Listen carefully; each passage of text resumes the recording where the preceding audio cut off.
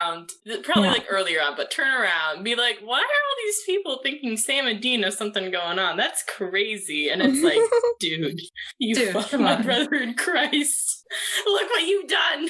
Sweetie, no. There's been a lot of Eric Kripke discussion the last couple of days because of Herogasm, and I literally saw a tweet was like, I wonder what Eric Kripke's relationship with his parents are like. I'm like, see John Winchester. Awkward silence. Yeah. Well, it's not okay. We know how his relationship was with that one old girlfriend he had. Oh my god. Was her name Jessica, and was she blonde? Yeah. I don't know if she was blonde, presumably. Yeah. Okay, but I'm asking if she was blonde because of Timeless. There was a Jessica who was blonde and I have to say yes. If there's two blonde Jessicas, yes. And also, I do think the girlfriend originally was not named Jessica in The Boys, the girlfriend that we see in the pilot, but was blonde. There was another Jessica on The Boys? No. She wasn't named Jessica, but she was like the blonde girlfriend that gets fridged in the first episode. So I have to assume she only wasn't named Jessica because she probably already had a name in the comics. But if she did not, it would have probably been like Jessica. The one from the pilot, like Huey's girlfriend in the Boys pilot? Oh my god. I never even noticed what she looked like as I was so distracted by what happens to her. I feel like she was blonde. And then, yeah. I can only picture the slow motion shot of her like exploding. That's the only thing that's coming to my brain. It's so bad. What a family-friendly show. Oh my god, the straight men have lost their minds. All the straight men are thirsting over Jensen Ackles. It's like, we're not supposed to be allies. We're not usually allies, but welcome, I guess. I know. Jensen Ackles was like corralled in the pen of the CW for so long, and now he's broken free. History repeats itself. Just in time for him to voluntarily go back. Well, oh no, actually, I don't like that. Yeah. It's like, there are going to be a lot of like men who are on TikTok talking about Supernatural, but they're going to be like the Reddit users who are talking about Supernatural. Probably. I don't want that. There's like very different, there's like Tumblr Supernatural fandom, there's Reddit Supernatural fandom, and never the twain shall meet because it gets fucking weird on Reddit. I know enough about Reddit to understand what you're talking about. I've mostly seen screenshots from what appears to be Reddit. It seems like they're staying on Reddit. They better stay on Reddit. Please stay on Reddit. I don't want that bleeding over. They probably have some weird prejudice against Tumblr. At least stick to Twitter. Like Reddit and Twitter, they can stay together and everyone else can go away. I don't have anything else to say about Sam or Dean's childhood, except for that they're lucky to have survived. Yeah. Yes, they are lucky. There was a whole episode, apparently. Their childhoods are so sad. It's literally so sad. I forgot to mention this, but John theorizes Mrs. Lyle that tries to kidnap Sam. He does at one point theorize that that's Lilith. Oh, wow. Like, he doesn't ever confirm that, but it is a theory that he and Bobby kind of like swap around a bit. Yeah. Their childhoods are so like excessively sad that it's almost funny, and it shouldn't be, but like it's just so much that I can't help but laugh. Just dial it back at like a minute. Also, like the whole Boy King of Hell thing, and then like imagine if Sam had like actually like just been 7 the whole time.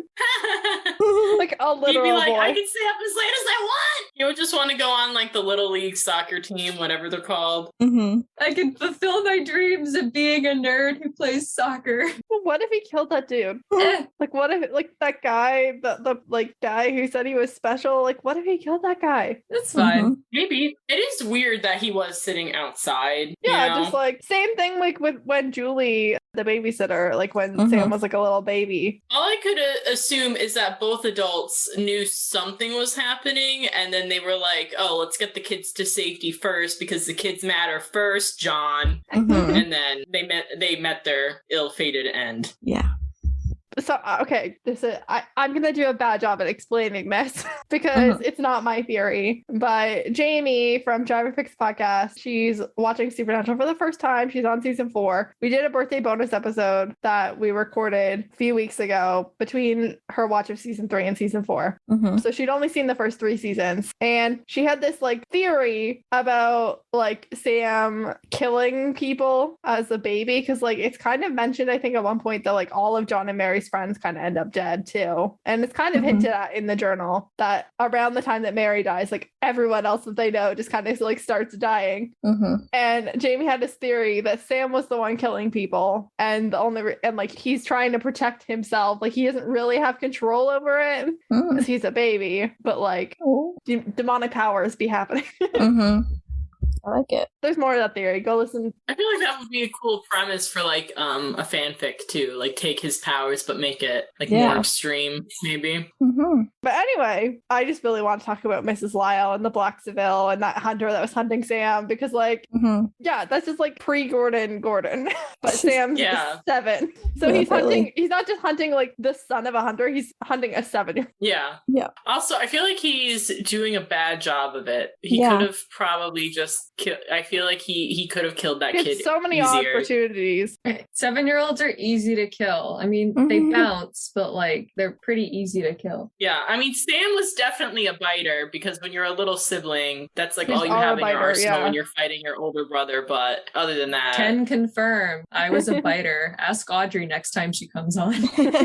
Yeah. I know this isn't our regular episode, so we don't have end segments, but I would just like to say call CPS on Bobby and John for that incident because John, I mean, shouldn't be dragging his kids all over, but he did leave Sam at Bobby's, which is a reasonably safe place to leave a child. Bobby somehow didn't notice that this person drove by and picked Sam up out of the yard. I have trouble believing that. I feel like John is misremembering. Do we know for sure if Bobby was actually at the house when John left? Because maybe Bobby was out running errands and John assumed Sam would be safe there. I believe so, but I don't remember completely. Yeah. That would make sense though if Bobby didn't even know the kids were there because he was gone. Yeah, it could have been dropped Sam at the end of the laneway and he just hope for the best. Walk the rest of the way. That is very possible. So that's I could say that. I mean, I don't know if Bobby would have been like the best parent ever. He would have been better than John or Mary for sure. And he probably wouldn't have left Sam alone, probably. But like, did Bobby become Bobby by raising the kids? And like, this is early on. I think that Bobby would be a good parent for like a 12 and older child. Yeah. I think he's good with young children. Like, I think he's fine to like spend an afternoon with them. Like, obviously he's doing that. He's looking after Sam and Dean. And he's actually way better at it than John and Mary because he's making sure that they behave like children. Yeah.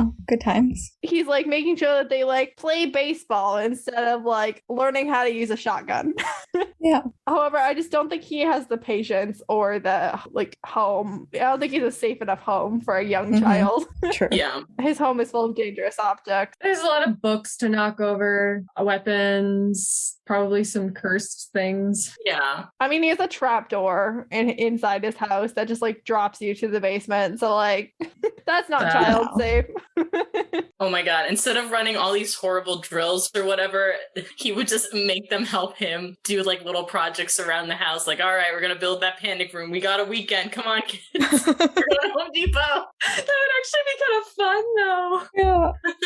It would be a project they could all participate on. Bobby would give them like character building lessons. Aww. Oh, Bobby. I love Bobby. Me too. He'd give them breaks. They could go out and throw like baseballs in the backyard. He probably wouldn't get upset with them for like eating them out of house and home because he would have food in the house that he would buy with his own adult money, unlike whatever John did. Yeah, he's not gonna be out there stealing food or gambling or whatever it is he's doing. Yeah. Whatever else they're insinuating he's doing. Yeah. Well, on that note, we're doing fine. We're great. Their childhood was a nightmare, and we should wrap up.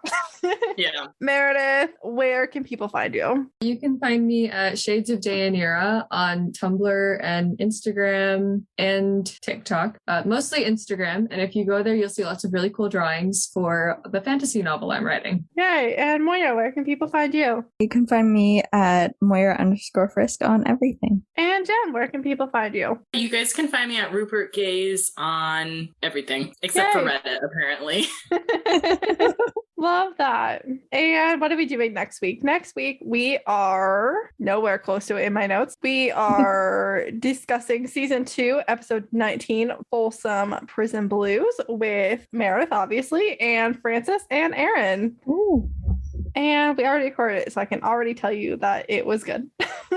Awesome. I mean, it's always good, but this one I know for sure.